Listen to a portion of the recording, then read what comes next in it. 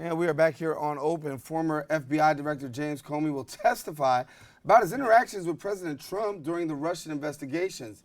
Now, the president has said that he told Comey multiple times that he was not, or I should say Comey told him multiple times that he was not under investigation. It's also stated that in the New York Times that Comey has told Attorney General Jeff Sessions, quote, not to leave him alone with the president. Jeff Sessions and President Trump have recently gotten into a heated exchange after Sessions recused himself from the Russian probe.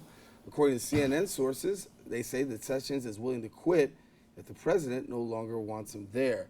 Also, we've got latest news that the president is set to name Christopher Wray as the new FBI director. Joining us more now to talk more about this and more, we've got Lee Bynes, owner of Retrovision Media, our political analyst as well, and good to have you. Good to be back. So let's go front and center on this one. First of all, we know that the president's talking about a new nomination for FBI director. Your thoughts, what do you know? I would say, being the ultimate skeptic, that this announcement is at a suspicious time, considering the fact that Comey's going to be talking about what happened in that office tomorrow. I think it was sort of like just something to move the news along and get past this. The idea that Comey would be up there testifying against the president with a vacant space at the top of the FBI does not look good. So he had to have somebody out there. Now, who Christopher Wray is, I believe he's Governor Christie's attorney. Governor Christie was represented by him during the Bridgegate scandal. So, you know, as far as I know, it was Christie who recommended this guy to the president. I guess supposedly, if he was able to keep Christie out of trouble, he would be helpful to the president. But moving forward, I don't see how this moves the needle for the president in any positive direction, because again, he's got to get past tomorrow. Talking about tomorrow, talking about former FBI Director James Comey and his testifying. What can we expect, and what do you think this is going to bring out? My best guess right now is that Comey will probably go up in front of the hearing and be very, very methodical in his way of presenting his case. The president, again, has backed himself into a corner right now, so he can only sit and wait and watch.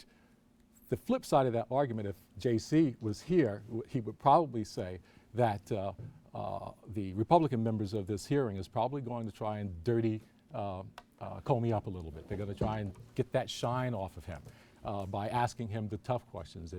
If this was in fact your feelings as to what occurred in that meeting, and you felt some form of pressure when you came before Congress earlier, you didn't bring that up. You didn't indicate that you felt that you were being pressured, and he's got to get past that.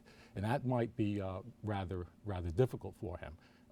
But all in all, if the public has to determine whether or not the president is truthful or James Comey is truthful, I think public opinion will rest with James Comey. And what do we make for? I talked about in the intro that the Comey tells Jeff Sessions that, listen, I don't want to be alone with the president.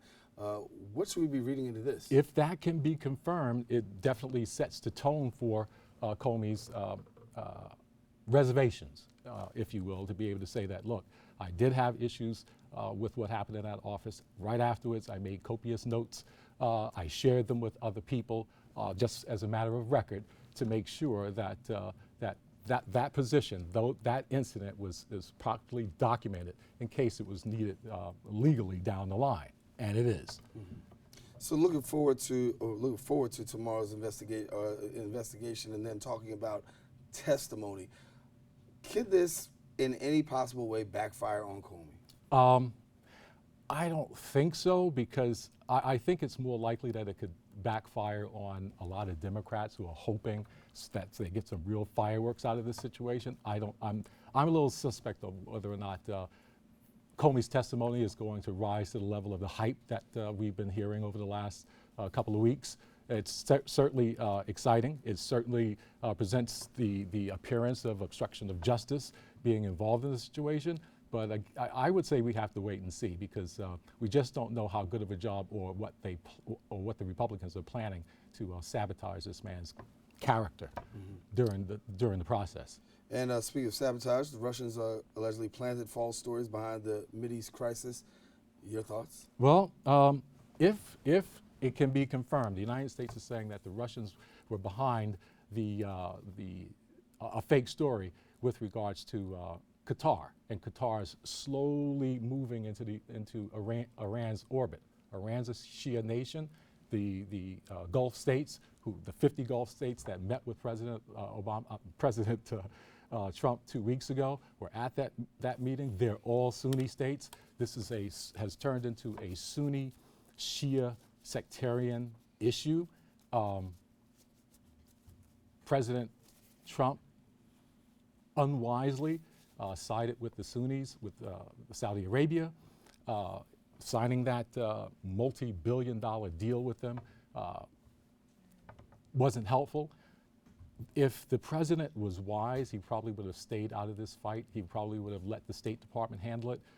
Those who are underneath him has been out with a great deal of fury trying to settle things down. The president made a huge strategic error by the fact that he didn't recognize or didn't know or wasn't aware of the fact that Qatar hosts a major Air Force base there. There's between 8,000 and 11,000 service members there. That Air Force base is being used right now to conduct operations in Afghanistan, Syria, and Iraq. They are a strategic ally in the region. So for him the president, to side with the Saudi Arabia, and then the argument on the Saudi side and the other five nations the other five Arab countries that went against Qatar, are all Sunni states that have a difficult time dealing with Iran. And so when they lined up against Qatar, if it was Russia's intention to wedge that gap, they've done a pretty good job, because Russia's already on the side of the Syrians. So if he could bring another state, break off another state, that would be a great coup for Russia again. Mm-hmm. We've got breaking news, of course, today. The ISIS now claiming their responsibility in the deadly twin attacks taking place in Tehran. A lot of news happening internationally. Mm-hmm. When you look at the president, in this particular case, he sends a tweet voicing his support for the regional blockade of Qatar. What's to make of a president actually tweeting about foreign affairs? Because there's a lot of people who say, when it comes to foreign affairs or many diplomatic matters, that the president should not be on Twitter. Well, see, the thing is that I think a lot of people are missing the real story on the Twitter situation with the president. The president is using Twitter to connect directly with his base. He says it all the time. I can bypass the mainstream media by using Twitter and connecting directly to my base without having his message modified by the media.